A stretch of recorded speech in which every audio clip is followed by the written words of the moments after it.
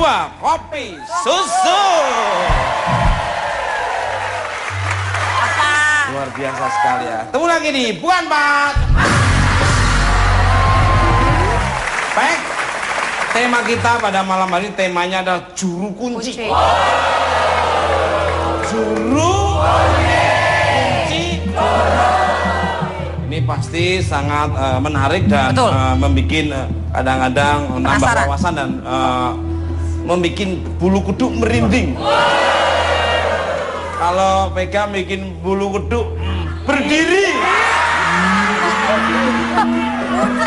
Jatuh, Mas. Nah, kalau begitu langsung aja kita ngobrol-ngobrol dengan bintang tamu saya yang sangat luar biasa ini. Kembali ke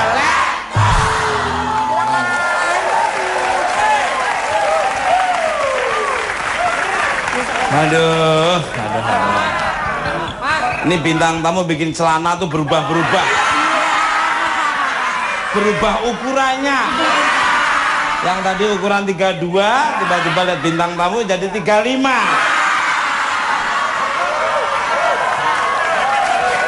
Dan membuat celana pendek jadi panjang.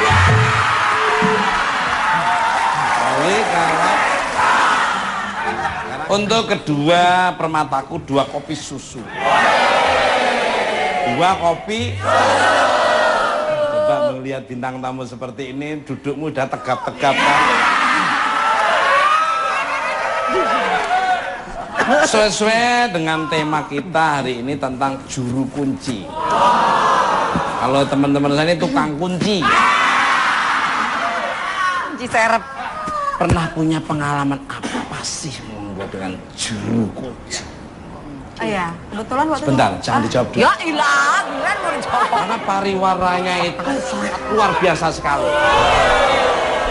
Dan tahu sendiri bukan empat mata tuh tontonan yang menghibur segala makhluk yang ada di bumi ini dan seluruh jagat raya yang saya sayang dan saya care and share seperti apa, dan bintang tamunya akan memberikan satu statement yang bisa diambil positifnya kalau pemirsa di rumah itu jangan kemana-mana. Bukan Mak.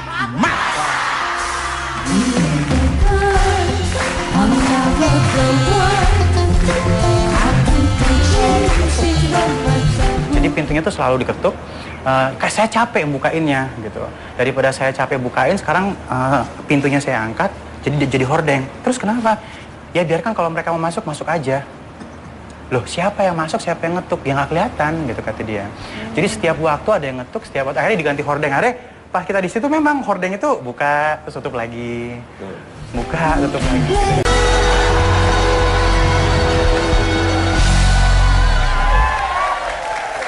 Oke, Mas ini bukan Mas.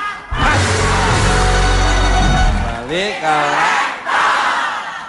untuk my love 2 kopi susu. Tengah. Tetangga. Ini nggak tahu nih, tetangga ini selalu ada tetangga beli televisi meriang. Besoknya tetangga beli lemari es masuk angin. Besok tetangga beli mobil bawa ke rumah sakit. Terus tetangga dengar beli rumah, bendera kuning udah di depan.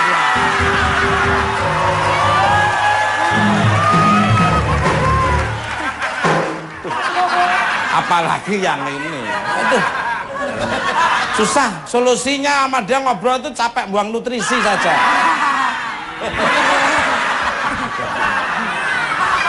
Enggak, kita cuma merasa kagum, Mas.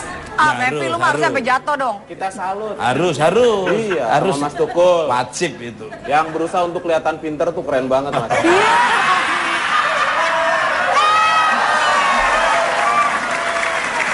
Balik Jangan gitu dong, Mas. ngomong sama dia kalau nggak kita sabar.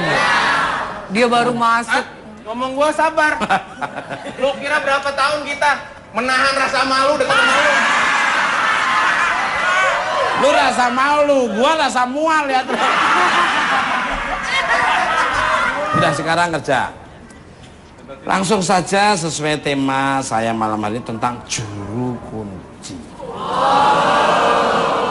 Raki-raki punya pengalaman. Kira-kira. Kan ada pepatah mengatakan raki-raki dalam peraih kan. Kura-kura dalam perahu. Ini nggak omongan, nggak muka kebalik ya.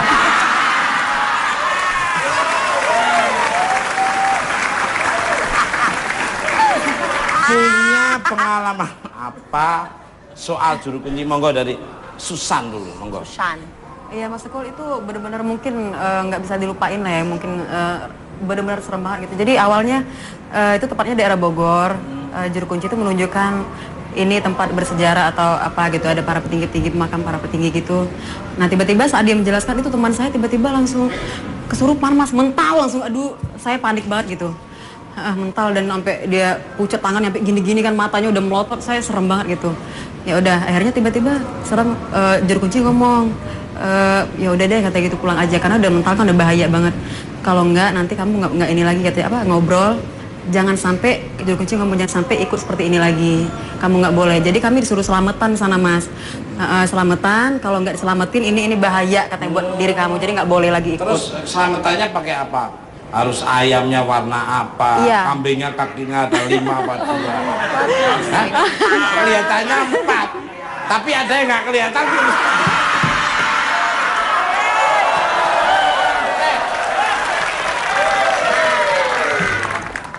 Kalau dari Yayang nih, lo memang namanya Yayang, bukan Yayang tuh sayang-sayang. Enak aja, gue seneng banget dong gua kalau gitu.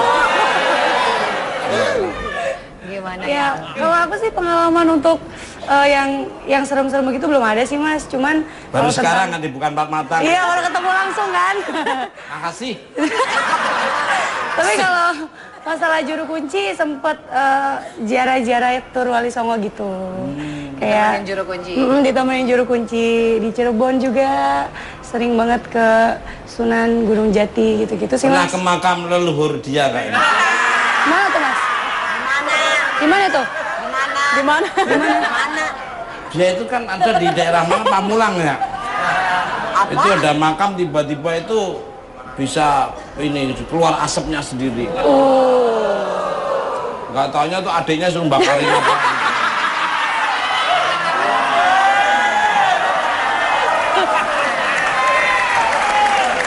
Balik karena masih untuk 2 kopi. Mesti gitu ya? Mesti gitu ya? Bunyi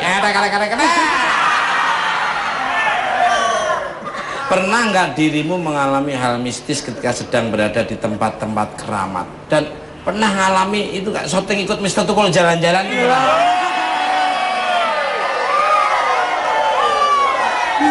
Monggo silakan dari Susan dulu. Iya waktu itu juga kebetulan di acara TV sebelah juga, program TV sebelah gitu ya, itu tadi kejadian. Sebelah mana? Iya TV. Gua baru denger TV sebelah. Kan ada wayang sebelah, ini TV sebelah. Ya itu tadi Mas, jadi pas ini tiba-tiba saya dengan teman duet saya itu tiba-tiba seperti ada aura yang buat kita berantem gitu Mas. Jadi yang tadinya Baru diomongin aduh pemirsa. udah bahaya serem banget. Jadi percaya nggak percaya, baru diomongin energi itu tapi tiba-tiba nongol dan ngajak untuk dialog dengan bintang tamu kita. Kalau nggak percaya nanti di rekamannya ada titik, terus ini tadi ada suara ketik-ketik. Merahnya bulat ya. Nah, enggak dilanjut. Ini penting loh ini. Enggak dilanjut. Iya, jadi saat itu juga kita yang tadinya benar-benar akur, ikut acara gitu, tiba-tiba berantem Mas, benar-benar berantem gitu. Jadi saya negor, dia gini, kamu kenapa sih kata gitu? Saya duluan gitu, saya emang duluan. Tiba-tiba saya duluan kata gitu. Tapi tenaga, kamu kenapa sih? Bilang dia dorong gitu, kamu kenapa kata gitu? Tenaganya itu bukan tenaga dia lagi Mas. Ternyata orang sana bilang kalau itu dia kemasukan 7 roh Mas. 7 roh. 7. Satu aja kemasukan aja bikin kadang-kadang. Iya. Kalau nggak bisa netralisir, bisa sampai kelojotan. Ada trouble. Loh, tadi kan ngomongin katanya kemasukan 7 roh. Wong kemasukan 1 aja kadang-kadang.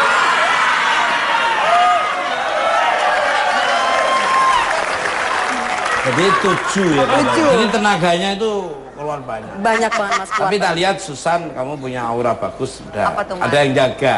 Alhamdulillah. Orang dijaga, tuamu Mas. sendiri.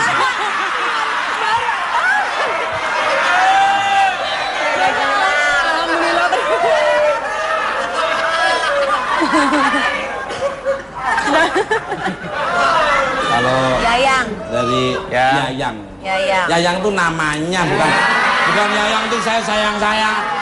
Senengan gua dong kalau gitu. Kalau aku sih pengalaman off air mas, sering banget kalau nyanyi malam. Terus pulang itu kalau aku ngelewatin daerah yang kayak hutan-hutan gitu, dari jauh dari lampu itu udah kayak kelihatan kayak ada yang mau nyebrang gitu mas. Pas kita tengok, ternyata sampingnya itu kali. Dan kali itu jalan buntu, nggak ada apa-apa gitu. Jadi yang nyebrang siapa? Nggak tahu. Aku ngelihatnya Sering sih itu itu ya, sering terjadi banget pada mas. dirimu. Ngelihatnya itu bapak-bapak sih sebenarnya. Terus yang kedua wujudnya ketiga jelas. Makanya aku pelan kan, langsung ngambil lampu panjang. Ada jelas jalan gitu. Aku pikir itu orang nyari kodok atau gimana gitu. Ternyata itu emang nggak ada. Emang langsung Maaf, jurang. kakinya nampak ke tanah atau ngambang gitu. Nggak, kurang jelas sih mas. Soalnya kan dari jauh. Nah, jawabannya seperti itu. Ya. Jadi ngambang gitu, nggak Ngambang. jelas lah ya. Nggak jelas. Kelihatan Itu kakinya. sering ya, cowok Sering. gitu ya. Nah yang kedua kalinya itu kayak suara orang ketawa mas. Aku konvoy Iya. dari belakang mobil aku rasanya kayak jok belakang mobil aku sih. Kayak ada suara orang ketawa gitu. Di daerah Aku mana? Di daerah Kuningan, Jawa Barat. Masih banyak hutan. Iya, iya, iya. Sangat tegang. Kalau Vega, di rumahnya Vega itu mesti di tangga. Oh bukan, anak aja yang nggak ada udah. Udah pergi mas. Masih ada, enggak. Ada apaan? Enggak, dia masih nempatin di situ. Di? Tak lihat dari auranya. Dia amit-amit mas, tahu juga. Nggak ada mas. Udah pergi. Karena kalau kamu bisa dia pergi, kamu kasih lampu. Udah mas, lampu. Bener? Udah kamu kasih belum? Udah lampu sama gabah sama kandang. Itu buat bebek. Buat bebek. Kayak mau netesin telur aja.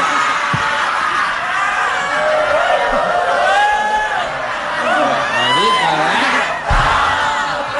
pemirsa, bintang tamu saya yang pertama merupakan seorang artis ganteng yang mempunyai pengalaman yang berkaitan dengan para juru kunci dan tempat keramat. Siapa dia? Kita sambut Ali Zainal.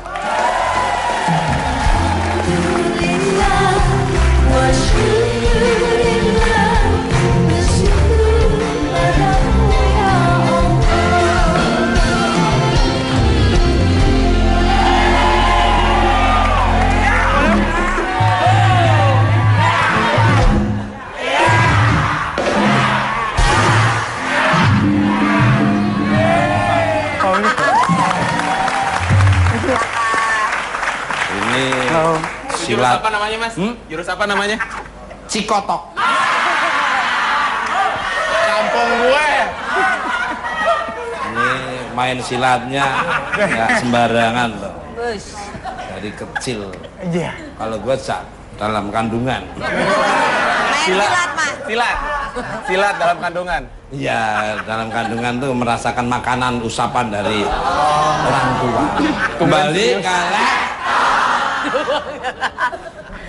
untuk Bang Ali Zainal ini. Bang Ali. Dan kamu Ali Oncom sebentar.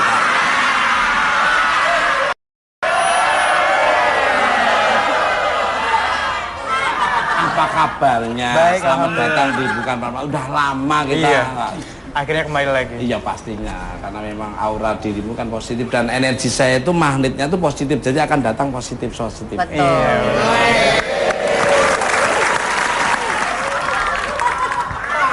Nonko. Menurut kabar burung yang saya terima Bang Ali waktu syuting di Pontianak, di lokasi kuburan massal mendapat pengalaman menarik mengenai juru kunci. Seperti apa sih ceritanya, monggo nih? Baik, juru kunci ini mungkin ada dua hal yang harus dipertegas dulu. Jadi juru kunci memang turun temurun dari darah, misalnya dari orang tua turun ke anak. Betul. Juru kunci yang kedua disebut ahlul bait atau tuan rumah yang dia dapat dari gift atau berkah ya. Jadi kadang-kadang dia tahu tentang sejarah sebuah makom, dia tahu tentang hal ikhwal tentang makom, akhirnya dia menjadi juru kunci. Nah kalau turun temurun biasanya dari bapak mungkin udah almarhum turun ke anak gitu ya. Nah bapaknya mungkin menerangkan tentang apa saja yang boleh dan tidak boleh. karena setiap tempat pasti ada yang boleh dan tidak boleh. Kayak di sini mungkin boleh ngeliat Mas Tukul tapi nggak boleh ngeliat Vega gitu kan. Luar biasa. Sangat setuju sekali. Ya, di jalan namanya jalan kematian. Jadi jalan kematian, ya. Nama tempatnya Jalan Kematian. Itu pada saat kita masuk aja udah ekstrim. Betul. Jadi ada 7 makom massal di sana. Ya. Jadi panjang sekali. Sekarang di Auritana itu ada ribuan, terus ribuan. Jadi kalau misalnya kita kayak safari makom, jadi keliling gitu kayak safari makom. Ada beberapa macam yang mungkin harus kita sikapi bahwa perjuangan orang dulu tuh luar biasa gitu ya.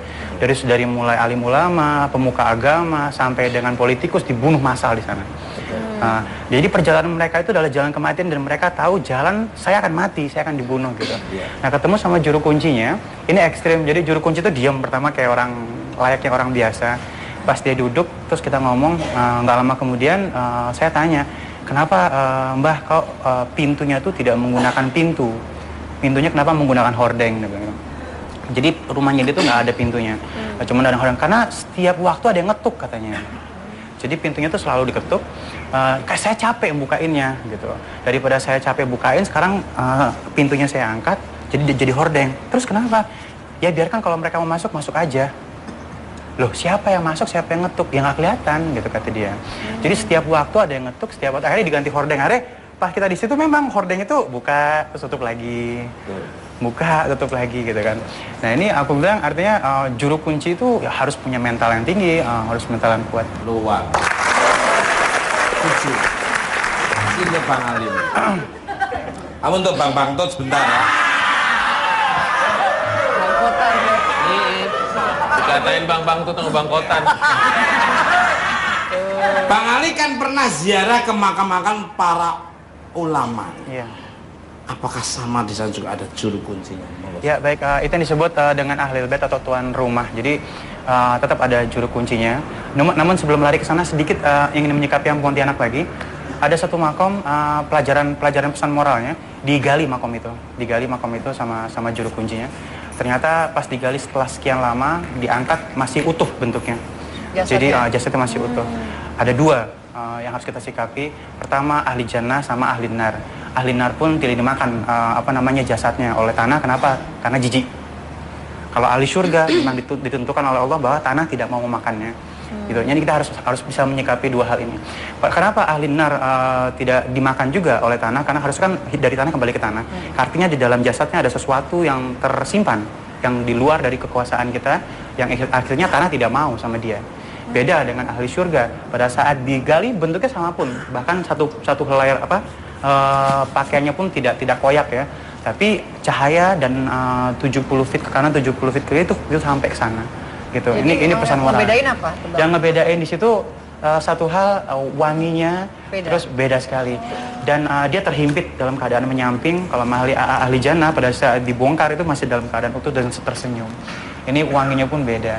Nah ini ada satu hal di jalan kematian itu ada satu ahli jannah yang dia bilang bahwa pada saat dibongkar itu bagus sekali jasadnya. Bahkan dia masih ingat saya letakkan kaos kakinya di dalam sakunya waktu dibunuh dan kaos kakinya masih utuh dalam aslinya, tidak ada yang satupun yang dimakan oleh binatang. Ini pelajaran di jalan kematian bahwa sesungguhnya hati-hati membedakan yang baik dan buruk itu tipis sekali. Luar biasa.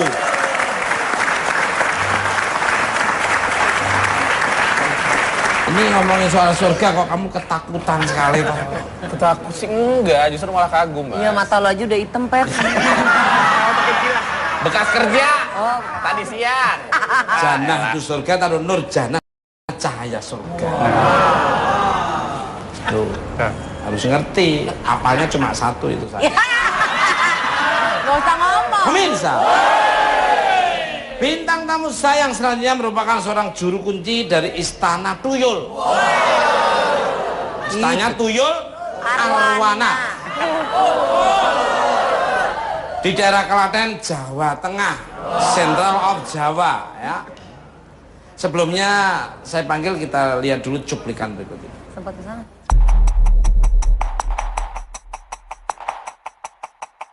Pemirsa, di Desa Mbero, Palar Trucuk, Klaten, Jawa Tengah, terdapat pohon tua yang berusia sekitar 700 tahun. Pohon ini dikeramatkan warga karena diyakini sebagai istana tuyul. Menurut warga, banyak orang dari berbagai daerah yang meminta tuyul di pohon ini. Konon pohon ini merupakan kekuasaan dari Eyang Bondo, yang berarti harta. Tuyul-tuyul yang ada di pohon ketos ini merupakan cucu-cucu dari Eyang Bondo. Tak jarang warga melihat sosok anak kecil yang bermain di sekitar pohon ketos ini. Biasanya orang yang berhasil mendapatkan tuyul akan diikuti oleh bayangan dua anak kecil yang berkepala botak. Ingin tahu cerita lebih jauh tentang kerajaan tuyul ini? Bukan Empat Mata menghadirkan juru kuncinya untuk bercerita bersama kita. Jangan kemana-mana, tetap di Bukan Empat Mata.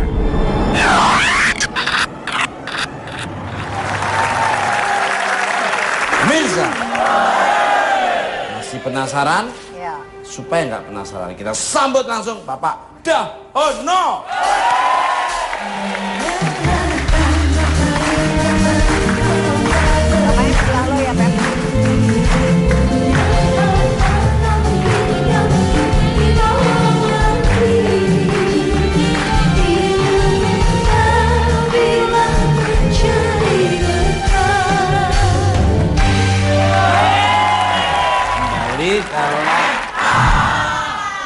Langsung aja nih Pak Dahono ya. Sejak kapan Pak Dahono menjadi juru kunci di Istana Tuyul dan siapa sih yang memilih Pak Dahono menjadi juru kunci di sana? Saya ganti Bu tahun 2000. Kaget loh mas, kaget. Pak Dahononya sampai kaget. Saya nggak mendekat ini perwakilan Tuyul ya. Care seperti apa yang akan diberikan pada pemirsa di rumah maupun studio tentang kenapa dipilihnya Pak Dahono? Apakah yang diceritakan dengan Mas Ali yaitu turunan atau memang dapat hidayah dari Tuhan Yang Maha Esa? Turunan atau tanjakan? Ikuti terus. Jangan tetap bukan Pak.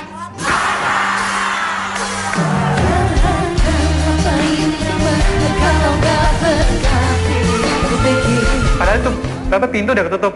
Kan kalau di hotel kan zup gitu ketutup kan. Itu seakan-akan kebuka lagi untuk kencang banget. Jeder.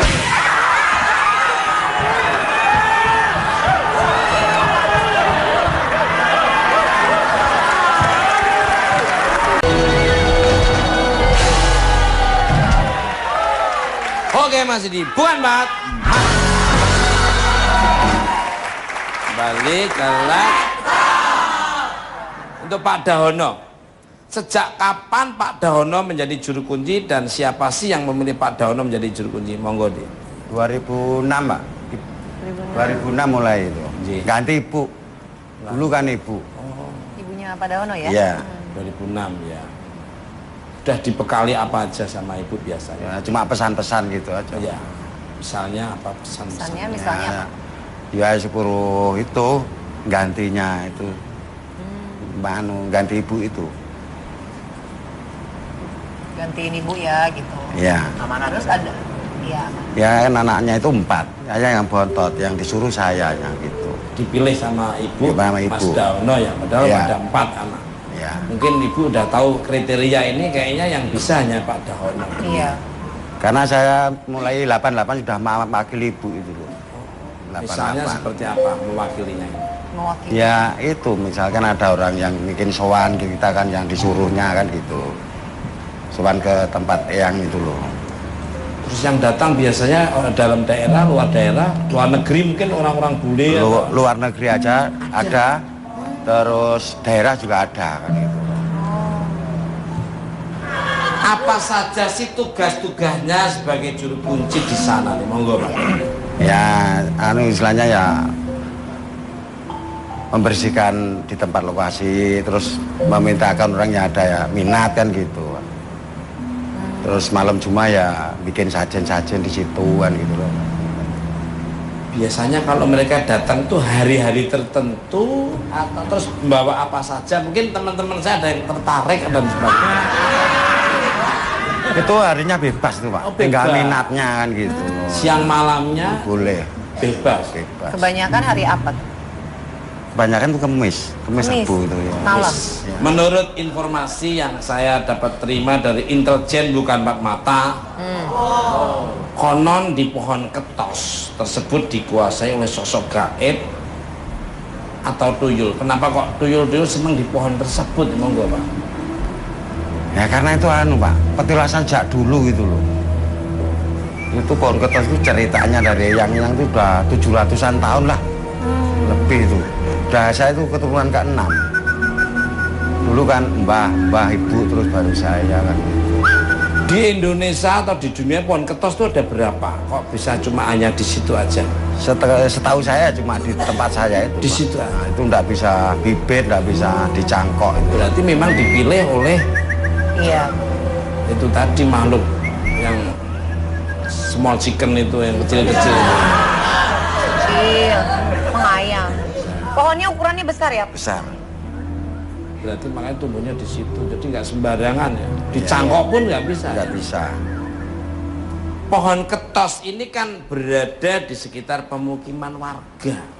Pernah nggak sih tuyul-tuyul tersebut datang atau main-main ke rumah warga terdekat itu? Ya sering juga lihat Pak gitu loh. Tapi tidak apa itu ya istilahnya, kalau diniati itu malah nggak kelihatan, tapi kalau biasa aja malah nanti lihat kan gitu. Yang nggak disengaja-ngaja ya, gitu. Terlihat. Tuyul itu warnanya beda-beda atau sama atau beda-beda Pak? Beda-beda. Beda-beda. Gimana Pak? Berarti kayak permen dong kalau jalan itu. Gulali Mas. Warna-warni juga kan ya? Apa aja? Apa aja? Bener loh warna-warni. Ada tuh warnanya apa aja? Ya ada yang cakep dan ada yang jelek kan gitu. Warnanya? Ya seperti anak itulah, anak biasa gitu. Cewek cowok? Ya. Maaf Pak, mengganggu nggak sih keberadaan tuyul di sekitar warga? Apakah pernah ada protes karena gangguan dari para tuyul nih Pak? Monggo Pak. Di wilayah di kampung kita Pak? Iya. Nggak ada. Nggak ada yang berani istilahnya Protes Sembrono gitu itu. ya? Sembrono itu nggak ada yang Ya. berani. Memang pohonnya unik dan tidak Beda gitu Mas? beda. Bedanya? Pagernya padahal biasa, tapi di situ punya energi yang sangat luar biasa sekali. Nah, Pak Dahono mungkin lebih paham ya. Iya. Katanya banyak sekali tamu dari luar kota maupun mancanegara yang meminta keberkahan dan pesugihan di sana. Emang pesugihan apa yang ada di sana nih, monggo nih Pak Dahono? Ya cuma satu arah itu aja Pak. Tuyul. Lain-lainnya nggak ada. Ya. Tuyul itu ya. Biasanya ritualnya ngapain tuh Pak Dahono? Malam Bawa- Jumat. Malam Jumat, Ya. bawa kembang. Ya sama itu sajen-sajen lah gitu. Coklat nggak? Enggak. Pan nggak tahu nanya. Biasanya kalau bunga baunya sama coklat. Sekalian aja kasih brownies sekalian.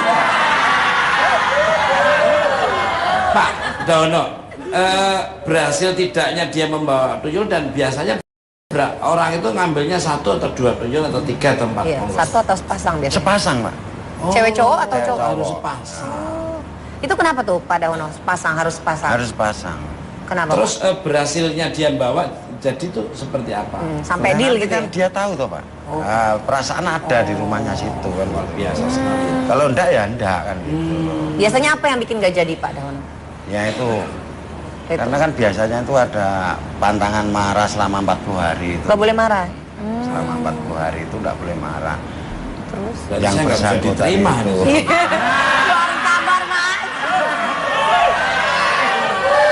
Harus sabar. Lo kan darah tinggi marah-marah Yang mulu. ngurusin tuyul-tuyul ini berat angkat tangan ya. Jadi harus sepasang dan begitu dia dapat itu cara jalannya waktu dia datang Datang. dan kita dapat Pulang. beda apa sama? Ya beda. Oh, udah Merasa berat nanti kalau pulang tuh kalau udah gitu. Merasa berat si pemiliknya. Ya, walau pakai mobil atau pakai becak itu merasa berat gitu. Merasa berat. Tapi dia sendiri pasti bisa lihat tuyul-tuyulnya. Yang bersangkutan Heeh. nanti bisa kalau memang ikut kan gitu. Oh, gitu. Tahu.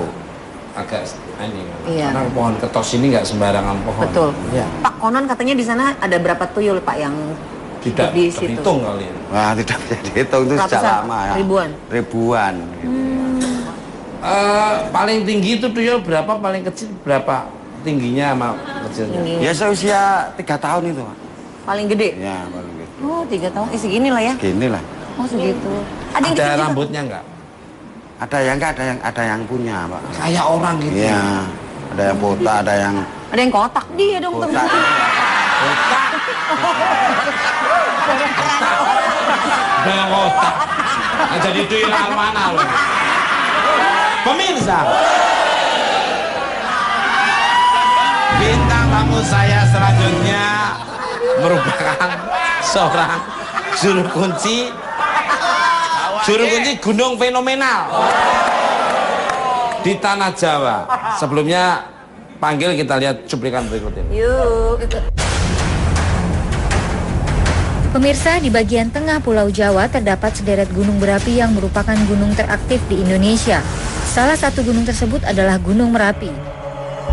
Gunung ini sangat berbahaya, karena menurut catatan modern, gunung ini mengalami erupsi setiap 2-5 tahun sekali, dan dikelilingi oleh pemukiman yang sangat padat. Sejak tahun 1548, gunung ini sudah meletus sebanyak 68 kali, dan terakhir pada tahun 2010 yang mengakibatkan meninggalnya seorang juru kunci yang bernama Mbah Marijan.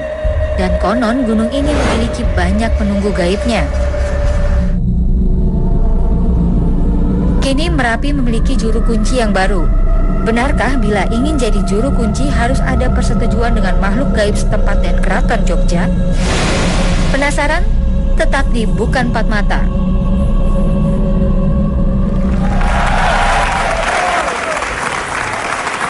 Pemirsa pasti sudah nggak sabar dan penasaran. Daripada penasaran, langsung aja kita sambut juru kunci Gunung Merapi, Pak AC.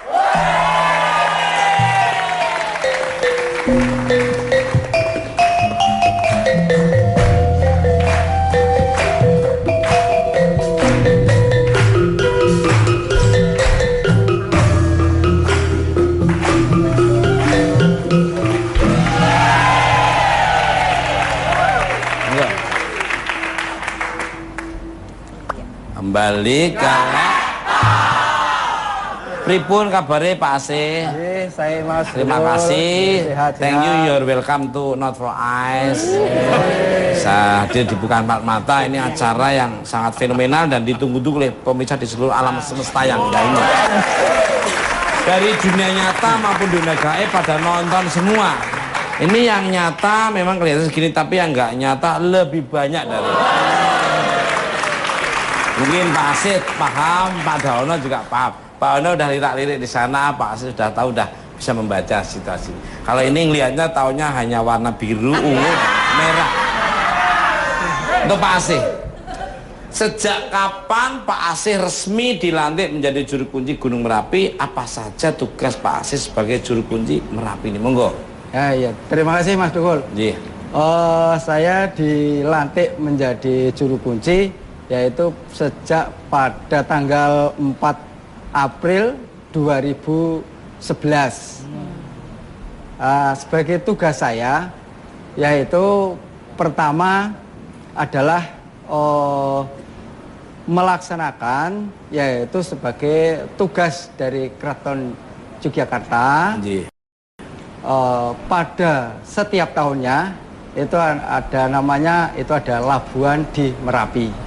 Yaitu kami tugas saya.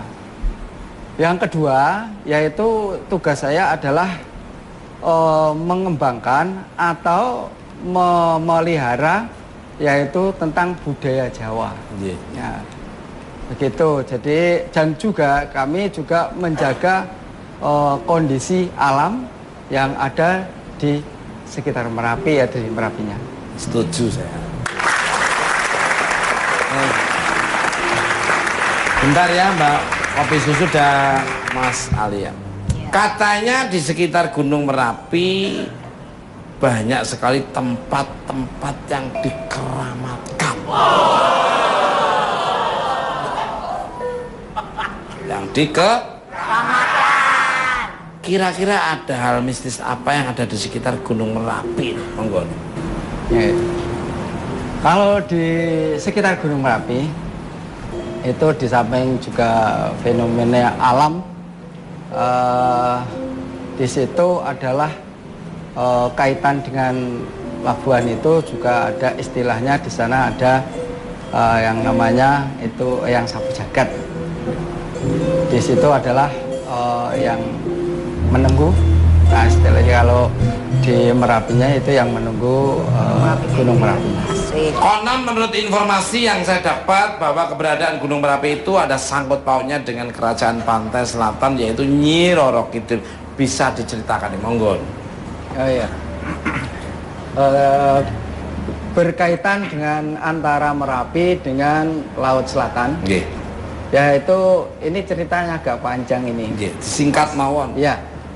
Itu antara pertemuan antara Sultan yang yang pertama yaitu Panembahan Senopati bertemu dengan Nyi Roro Kidul.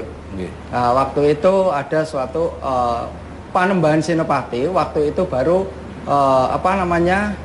baru bertapa karena waktu itu keraton itu baru dalam kondisi tidak tenang karena baru istilahnya perang itu dengan kerajaan Pajang sehingga mereka minta bantuan pada Nyi Roro Kidul itu.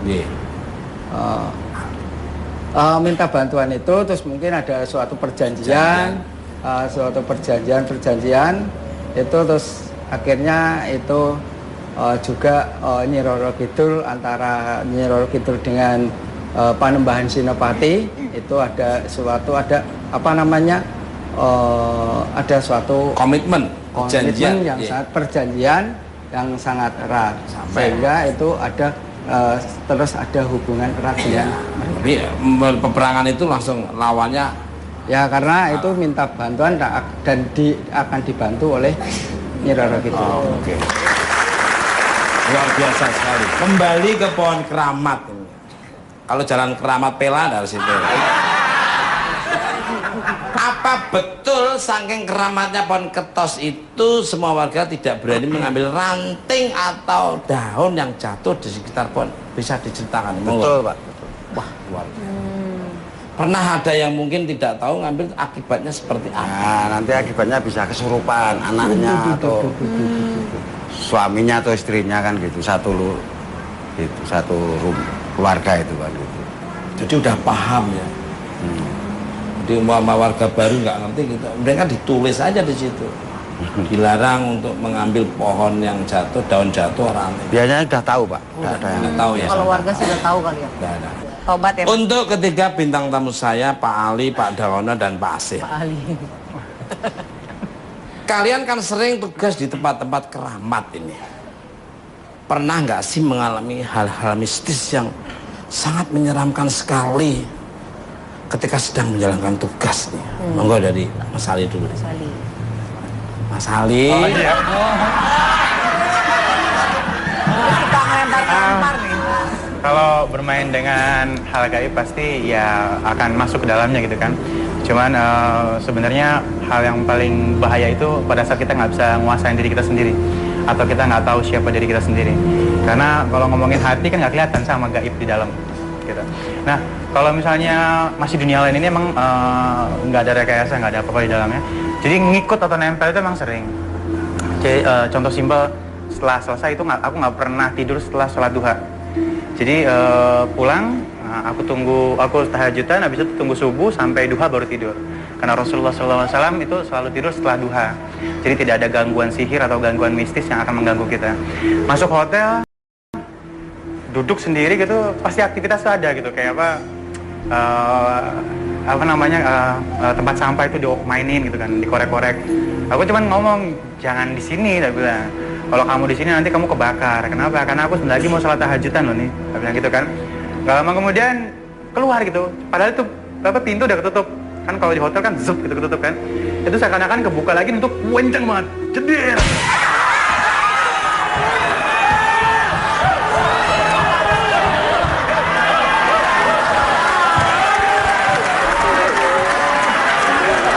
Gua kaget bener loh. Untung bibirku nggak copot lagi. Kalau sampai copot bisa jalan dengan sendirinya. Terus pintu nutup sendiri. Dan sebenarnya dia itu bukan keluar gitu, cuman tipu muslihat karena yang namanya jin itu selalu membuat tipu muslihat ya. dia bilang keluar tapi tetap masih di dalam. Jadi ternyata dia hanya buka, ditutup lagi sama dia gitu. Seakan-akan saya sudah keluar gitu. Oke gitu, selesai kan urusan.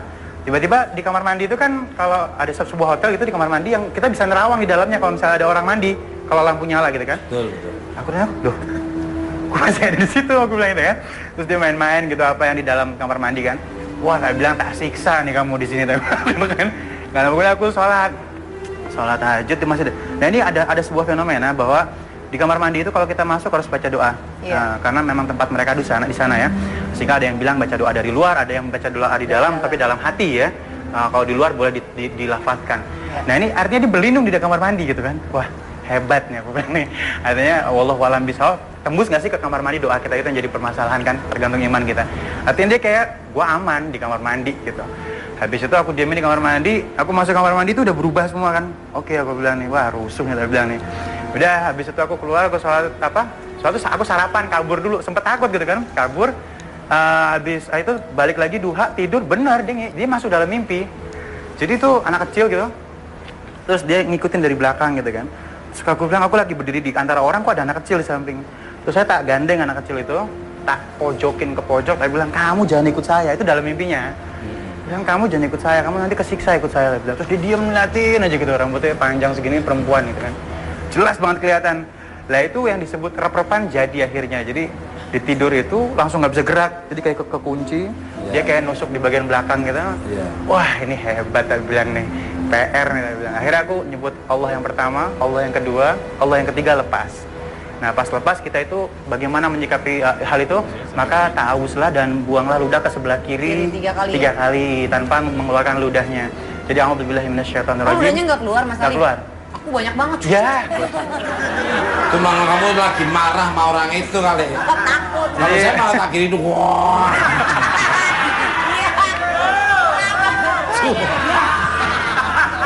Tahu 3 kali kan, a'udzubillahi minasyaitonirrajim, a'udzubillahi minasyaitonirrajim 3 kali.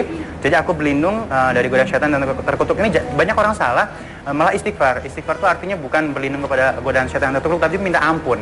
Jadi kalau misalnya ngeliat setan, astagfirullahaladzim, bukan itu. Harusnya kita tahu, a'udzubillahi minasyaitonirrajim. Nah ini akhirnya kita itu, terus aku balik posisi tidurku, khair, alhamdulillah nggak ada godaan lagi. Wow. Jadi pengalaman mistisnya seperti itu. Ngikutin. Kalau Pak Dahono nih, monggo. Monggo. Ini ada jedeng lagi nggak nih? Ya kalau dengan tempat keramat itu tetap ada rasa, Pak, ada rasa karismanya kan gitu. Misalkan kita pas nyekar ya itu juga ada perasaan kan gitu, merinding kan gitu, itu pasti ada kan gitu. Yang paling menyeramkan apa? Selama dari 2006 sampai sekarang Pak Dahono. Ya Pak, paling menyenangkan nanti ada kayak ada bisikan dari yang situ kita itu. Kalau Pak Asih, monggo.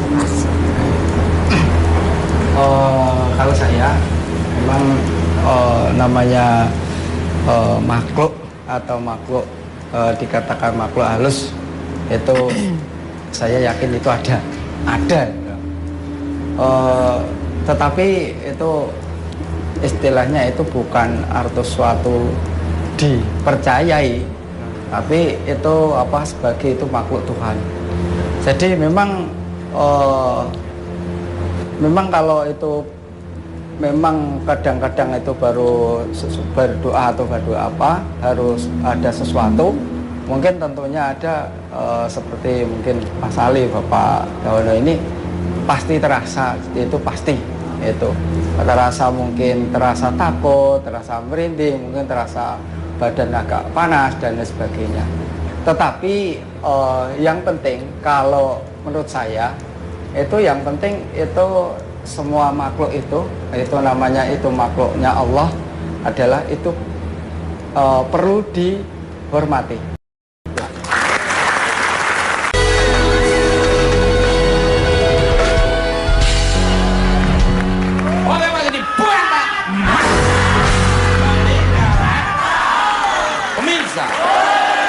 Tugas dan tanggung jawab yang diberikan oleh seseorang maupun pemerintah merupakan sebuah amanat yang harus dipertanggungjawabkan dan dijaga dengan baik. Terima kasih untuk bintang tamu saya pada malam ini, Ali Zainal, Bro Kopi Susu, Pak Dawono dan Pak Asih. Dan terima kasih untuk pemirsa di rumah maupun studio. Saya hanya Ustaz Gideng, sejak sekolah tidak ada motivasi untuk melecehkan. Dan kalau ada kata-kata yang kurang berkenan, kami mohon maaf. Ambil tontonan yang bakulan yang kurang lancar. Tonton terus bukan mata, sebenarnya nanti berkenan. Mat.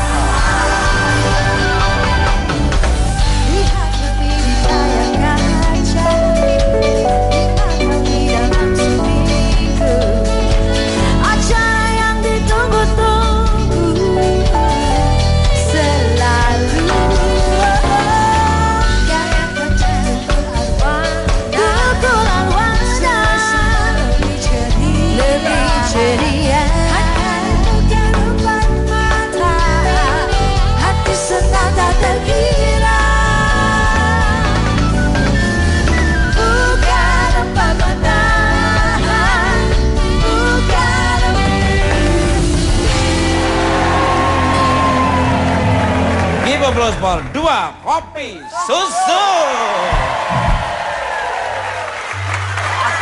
Luar biasa sekali ya. Temu lagi nih, bukan Pak.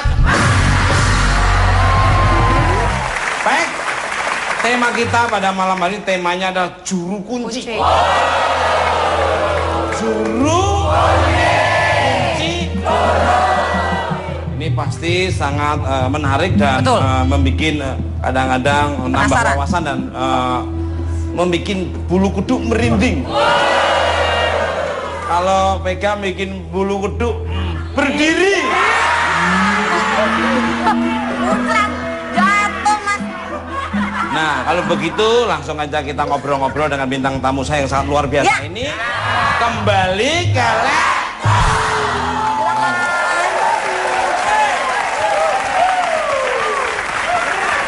Aduh. Ini bintang tamu bikin celana tuh berubah-berubah. Berubah ukurannya. Yang tadi ukuran 32, tiba-tiba lihat bintang tamu jadi 35.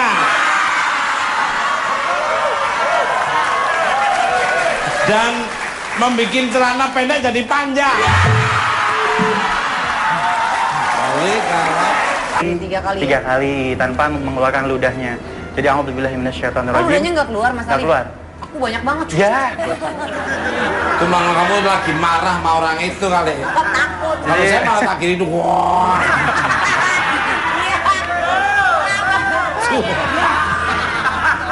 Tahu 3 kali kan, a'udzubillahi minasyaitonirrajim, a'udzubillahi minasyaitonirrajim 3 kali.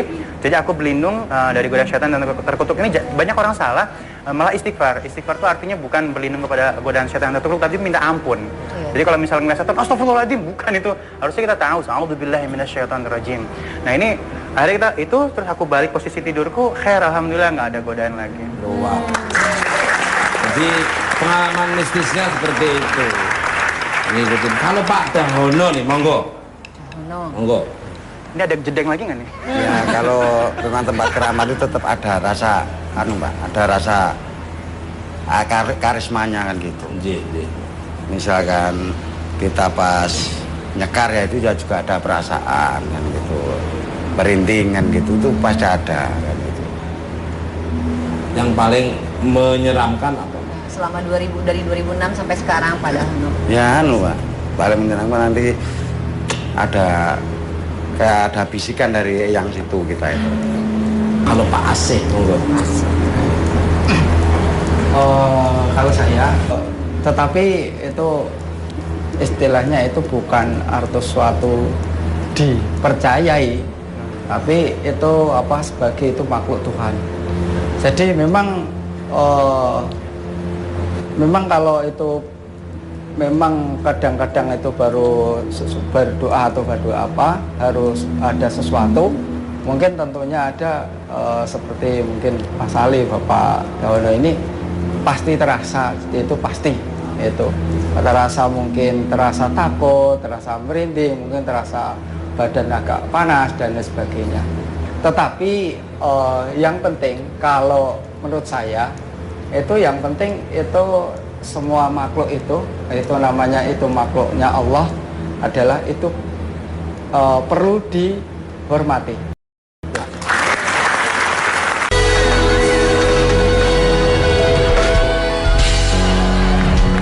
Oke Pak, jadi buang Pak. Pemirsa, tugas dan tanggung jawab yang diberikan oleh seseorang maupun pemerintah merupakan sebuah amanat yang harus dipertanggungjawabkan dan dijaga dengan baik. Terima kasih untuk bintang tamu saya pada malam ini, Ali Zainal, dua kopi susu, Pak Dawono dan Pak Asih. Dan terima kasih untuk pemirsa di rumah maupun studio. Saya hanya Saskiden, sekolah tidak ada motivasi untuk melecehkan.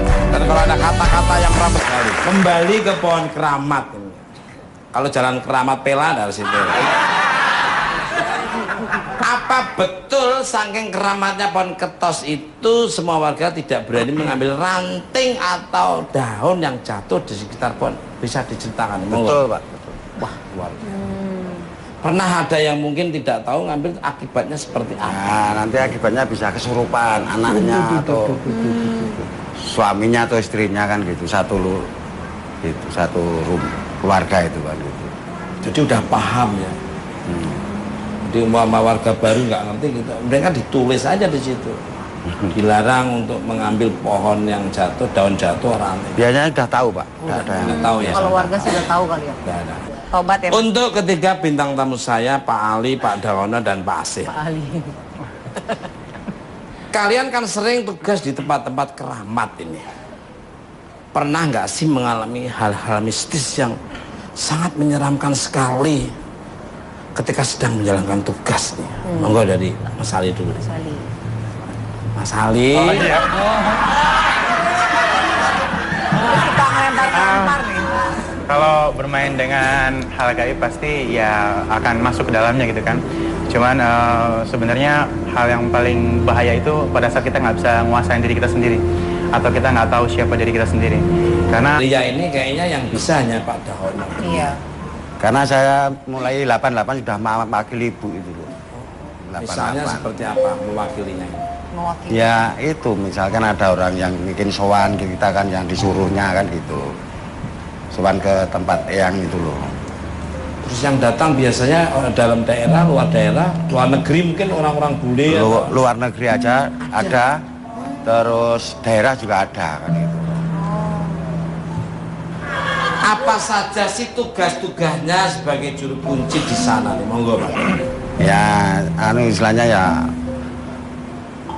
membersihkan di tempat lokasi, terus memintakan orang yang ada ya minat kan gitu. Terus malam Jumat ya bikin sajen-sajen di situ kan gitu loh. Biasanya kalau mereka datang tuh hari-hari tertentu atau terus membawa apa saja? Mungkin teman-teman saya ada yang tertarik dan sebagainya. Itu harinya bebas tuh Pak, tinggal minatnya kan gitu. Siang malamnya boleh bebas. Kebanyakan hari apa? Kebanyakan tuh Kemis Rebu itu ya. Malam. Ya. Menurut informasi yang saya dapat terima dari intelijen bukan empat mata, konon di pohon ketos tersebut dikuasai oleh sosok gaib atau tuyul. Kenapa kok tuyul-tuyul senang di pohon tersebut? Monggo Pak. Tapi yang nggak nyata lebih banyak dari itu. Mungkin Pak Asid paham, Pak Dawono juga paham. Pak Dawono udah lirik-lirik di sana, Pak Asid sudah tahu, udah bisa membaca situasi. Kalau ini ngelihatnya taunya hanya warna biru, ungu, merah.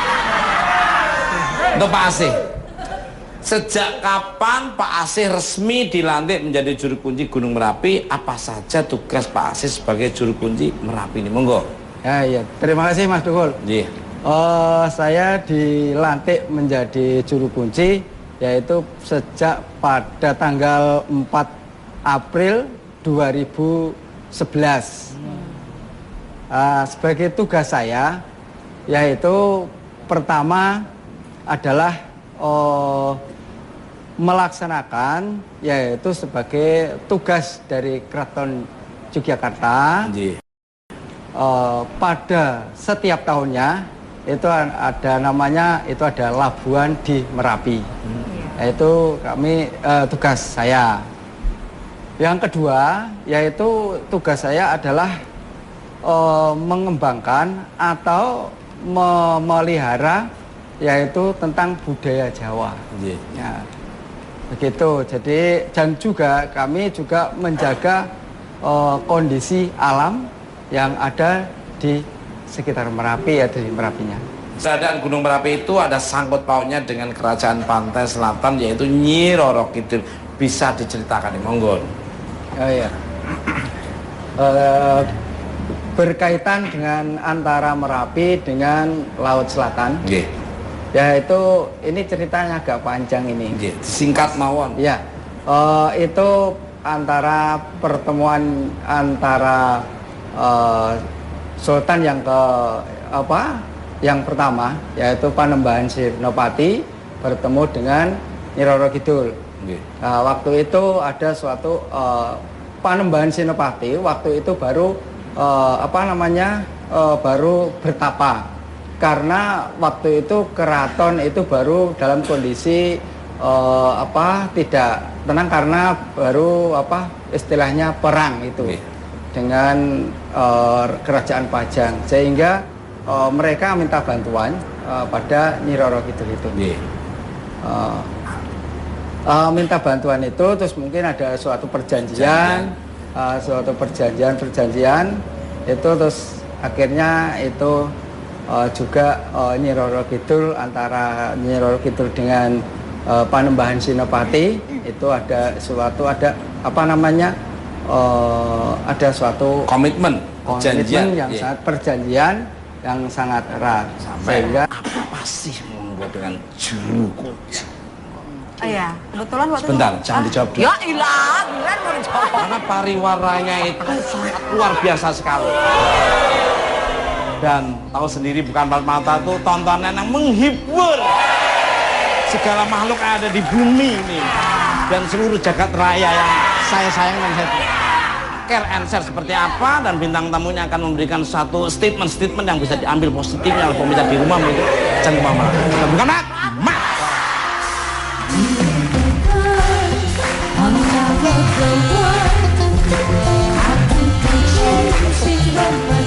Jadi pintunya tuh selalu diketuk. Kayak saya capek bukainnya gitu. Daripada saya capek bukain, sekarang pintunya saya angkat, jadi hordeng. Terus kenapa? Ya biarkan kalau mereka mau masuk aja. Loh, siapa yang masuk, siapa yang ngetuk? Ya nggak kelihatan gitu kata dia. Jadi setiap waktu ada yang ngetuk, setiap waktu akhirnya diganti hordeng. Akhirnya pas kita di situ memang hordeng itu buka, terus tutup lagi. Buka, tutup lagi.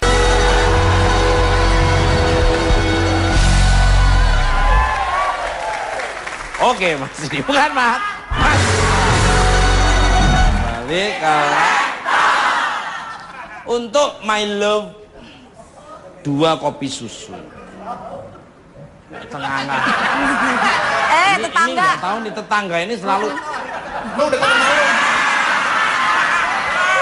Lu rasa malu, gua rasa mual lihat. Udah sekarang kerja.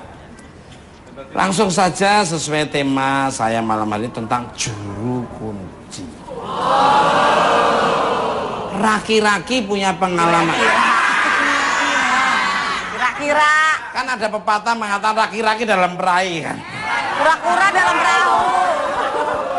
Ini nggak omongan, nggak muka kebalik ya.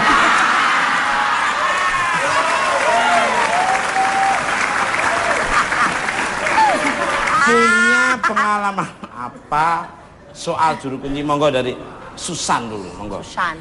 Iya, Mas Tekul itu benar-benar mungkin nggak bisa dilupain lah ya, mungkin benar-benar serem banget gitu. Jadi awalnya itu tepatnya daerah Bogor, juru kunci itu menunjukkan ini tempat bersejarah atau apa gitu, ada para petinggi-petinggi, makam para petinggi gitu. Nah tiba-tiba saat dia menjelaskan itu teman saya tiba-tiba langsung kesurupan Mas, mental langsung, aduh saya panik banget gitu. Mental dan sampai dia pucat tangan sampai gini-gini kan, matanya udah melotot, saya serem banget gitu. Ya udah akhirnya tiba-tiba serem, juru kunci ngomong, ya udah deh kata gitu, pulang aja karena udah mental kan udah bahaya banget.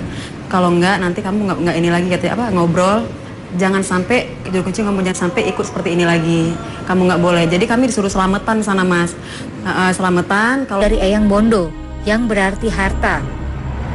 Tuyul-tuyul yang ada di pohon ketos ini merupakan cucu-cucu dari Eyang Bondo. Tak jarang warga melihat sosok anak kecil yang bermain di sekitar pohon ketos ini. Biasanya orang yang berhasil mendapatkan tuyul akan diikuti oleh bayangan dua anak kecil yang berkepala botak. Ingin tahu cerita lebih jauh tentang kerajaan tuyul ini? Bukan Empat Mata menghadirkan juru kuncinya untuk bercerita bersama kita. Jangan kemana-mana, tetap di Bukan Empat Mata.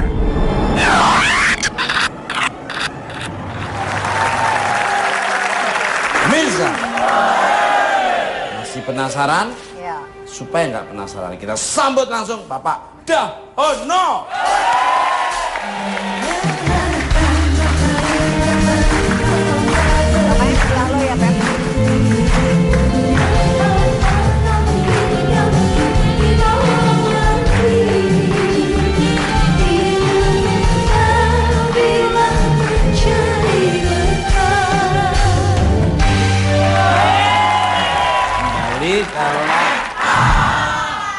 Langsung aja nih Pak Dahono ya. Sejak kapan Pak Dahono menjadi juru kunci di Istana Tuyul dan siapa sih yang memilih Pak Dahono menjadi juru kunci di sana? Saya ganti Bu tahun 2. Daerah juga ada kan itu. Apa saja sih tugas-tugasnya sebagai juru kunci di sana nih? Monggo Pak. Ya, istilahnya ya membersihkan di tempat lokasi, terus memintakan orang yang ada ya minat kan gitu. Terus malam Jumat ya bikin sajen-sajen di situ kan gitu loh. Biasanya kalau mereka datang tuh hari-hari tertentu atau terus membawa apa saja, mungkin teman-teman saya ada yang tertarik dan sebagainya. Itu harinya bebas tuh Pak, tinggal minatnya kan gitu. Siang malamnya boleh bebas. Kebanyakan hari apa tuh? Kebanyakan tuh Kemis Rabu itu ya. Malam. Ya. Menurut informasi yang saya dapat terima dari intelijen Bukan Empat Mata, konon di pohon ketos tersebut dikuasai oleh sosok gaib atau tuyul. Kenapa kok tuyul-tuyul senang di pohon tersebut? Monggo Pak. Ya karena itu Pak, petilasan sejak dulu gitu loh. Itu pohon ketos itu ceritanya dari yang itu udah 700-an tahun lah. Lebih itu. Udah saya itu keturunan ke-6. Dulu kan mbah ibu terus baru saya kan.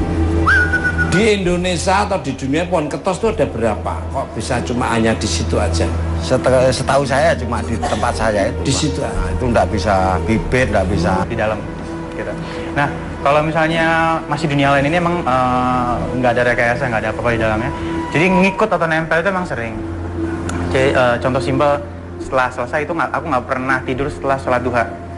Jadi pulang, aku tahajudan, habis itu tunggu subuh sampai duha baru tidur. Karena Rasulullah SAW itu selalu tidur setelah duha. Jadi tidak ada gangguan sihir atau gangguan mistis yang akan mengganggu kita. Masuk hotel, duduk sendiri gitu, pasti aktivitas tuh ada gitu, kayak tempat sampah itu dimainin gitu kan, dikorek-korek. Aku cuman ngomong, jangan di sini, dia bilang. Kalau kamu di sini nanti kamu kebakar. Kenapa? Karena aku sebentar lagi mau sholat tahajudan loh nih. Dia bilang gitu kan. Gak lama kemudian keluar gitu. Padahal itu pintu udah ketutup. Kan kalau di hotel kan zup gitu ketutup kan. Itu seakan-akan kebuka lagi untuk kenceng banget. Jeder.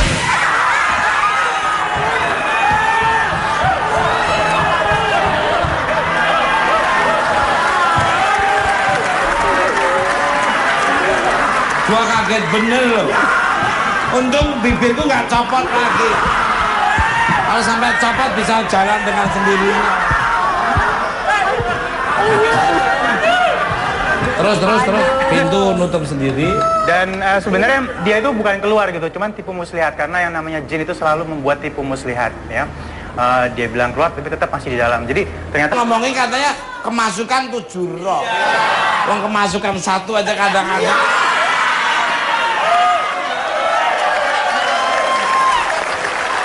Jadi 7 ya. 7. Jadi tenaganya itu keluar banyak. Banyak banget Mas. Tapi tak lihat Susan, kamu punya aura bagus. Udah. Apa tuh, Mas? Ada yang jaga. Alhamdulillah. Orang tuamu sendiri.